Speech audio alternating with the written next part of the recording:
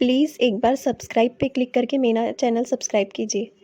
आंवला नवमी की कहानी। एक साहूकार था, उसके 7 बेटे थे। डोकरी के नियम था, महीना भर कार्तिक नहाती, आंवले के झाड़ की परिक्रमा देती, कहानी सुनती, रोज ब्राह्मणों को जिमाकर 108 सोने के आंवले और सोने का टिक्का देती, फिर स्वयं जिमती। ऐसे करते करते सातों बेटे परनीच गए। 7 बहुएं आ गई। 7 बहुएं तो कुछ बोलती नहीं, जैसे सासू बोलती वैसे ही करती। 7वें बेटे की बहू आई, वह बोली, सासू जी ऐसे दे देकर खत्म कर दोगे, हम लोग क्या करेंगे? बच्चों का घर है, सोना बहुत महंगा है, रोज रोज सोना देने से पूरेगा नहीं। सासू बोली, मेरे नियम है, मैं आंवला दिए बिना जीमू नहीं। सासू बेचारी चांदी के आंवले देना शुरू कर दी। बहू बोली, सासू जी रोज रोज चांदी का देने से भी पूरेगा नहीं, बच्चों का घर है। सासू बेचारी तांबे के, लोहे के, पीतल के आंवले देना शुरू कर दी। बहू बोली, तांबा पीतल भी बहुत महंगा हो गया है, उसका भी पूरेगा नहीं। तब बेचारी सासू बाजार से हरे हरे आंवले मंगाती और ब्राह्मणों को जिमा कर देती। थोड़े दिनों के बाद बहू बोली, हरे आंवले भी बहुत महंगे हो गए, वे भी पूरेंगे नहीं। जब डोकरी अपने पति को बोली, अपनी 7वीं बहू अच्छी नहीं आई। 6 बहुएं तो आज भी कुछ नहीं बोलती नहीं। 7वीं आते ही मना करने लगी। पति पत्नी घर छोड़कर चले गए, जंगल में रहने लगे। एक दिन निकला, 2 दिन निकले, एक दिन भूखे रहे, 2 दिन भूखे रहे। तीसरे दिन भगवान सपने में आए और बोले बोले डोकरी सोई है कि जागी है? डोकरी बोली, नींद क्या आएंगी, चिंता में सोई हूँ, मेरा नियम निभा नहीं। भगवान बोले, डोकरी उठकर देख, तुम्हारे घर के बाहर आंवले का झाड़ लगा है। डोकरी उठकर देखी तो हरे हरे आंवले लगे थे। पति को उठाई, पति उठा, नहाया धोया, परिक्रमा दी, 108 आंवले तोड़े, कहानी सुनी, आंवले का खटरस व्यंजन बनाया, नमक मिर्च लाए, 3 पतले पुरसी, जिमने बैठे तो डोकरी बोली, यहाँ जंगल में कोई ब्राह्मण नहीं है, अपने को अकेले ही जिमना पड़ेगा। इतने में राई दामोदर भगवान ब्राह्मण का रूप लेकर आए। बोले, डोकरी माई भूख लगी है। डोकरी बोली, आओ आओ महाराज, हम आपको ही उड़ीक रहे थे।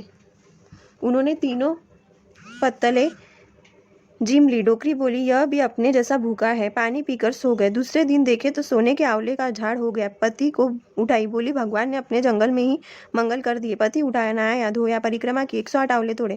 थोड़े से आंवले बाजार में ले जाकर बेचे, लाखों रुपए आ गए। यहाँ आंवला नगरी बसा ली, व्यापार धंधा कारखाने खोल लिया। आते उनको दुगनी मजदूरी देते और नौकर रख लेते। डोकरी वापस अपने नियम धर्म करना शुरू कर दी, वापस सोने के आंवले और सोने का टक्का देने लगी। उसका नियम भगवान निभाए। वे डोकरा डोकरी राजपाट करने लगे। इधर बेटा बहू सासू ससुरा को घर से निकाले, तब से घर में गरीबी आ गई, घाटे लग गए, खाने को रोटी, पहनने को कपड़े नहीं रहे। बेटे बहू बोले, चलो अपने कई दूसरे गांव में नौकरी करने जाएंगी। इस चूल्हे की खीर खाई, इसी चूल्हे की राख कैसे खाए? स्वदेशी चोरी, परदेसी भीख, पराए गांव में जाकर नौकरी करेंगे, धंधा करेंगे। यहाँ गांव के वासिंदा रह गए, नौकरी करते अच्छे नहीं लगेंगे। सातों बेटे बहू घर छोड़कर निकले। फिरते फिरते आंवला नगरी आज का आसाम में गए। सासू ससुरा बैठे बैठे पहचान लिए, पर बेटे बहू सासू ससुरा को नहीं पहचाने। डोकरी बोली, यह तो मेरा परिवार है। मुनीम गुमास्तों को बोली, उन्हें बुलाकर लाओ। सातों को काम धंधा दे दिया, कोई को रोकड़िया, कोई को मुनीम, कोई को गुमास्ता रखा।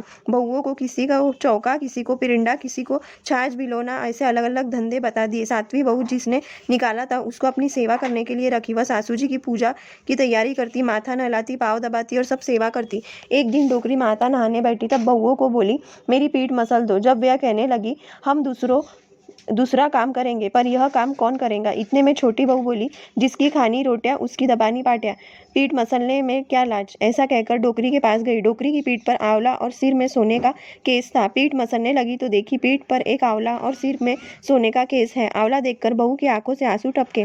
तब डोकरी बोली, मेरी पीठ पर आंसू कैसे पड़े? बाई तुम क्यों रोई? जब बहू बोली, मेरी सासू की पीठ पर ऐसा ही आंवला था और सोने का केस था, मैंने उनको घर के बाहर निकाल दिया। आपके जैसे ही उनके नियम था, आंवला देते, सोने का टक्का देते और ब्राह्मण जिमाते। 6 बहुएं तो कुछ बोलती नहीं, मैंने आते ही मना कर दिया।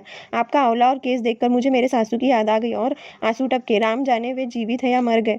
यह सुनकर डोकरी बोली, मैं ही तुम्हारी सासू हूँ, तुम्हारा धर्म तुम्हारे पास, मेरा धर्म मेरे पास। तुमने हम लोगों को घर से बाहर निकाला, मेरा धर्म राई दामोदर भगवान ने निभाया। हुई वह सब बात बहू को बताई। यह बात सब बेटे बहुओं को मालूम पड़ी। सब डोकरियों के पाँव पड़ गए। तब घर द्वार बेटे बहुओं को सौंपकर आप भगवान का भजन करने लगे। वह अपने धर्म पुण्य ब्राह्मण भोजन यज्ञ करती। सब जने आनंद में राम राज करने लगे। भगवान के घर का विमान आया। पति पत्नी दोनों विमान में बैठकर वैकुंठ में चले गए। हे राई दामोदर भगवान, उस डोकरी कर प्रसन्न हुए, वैसे सब पर होना, खोटी की खड़ी अधूरी की पूरी करना। Please subscribe my channel.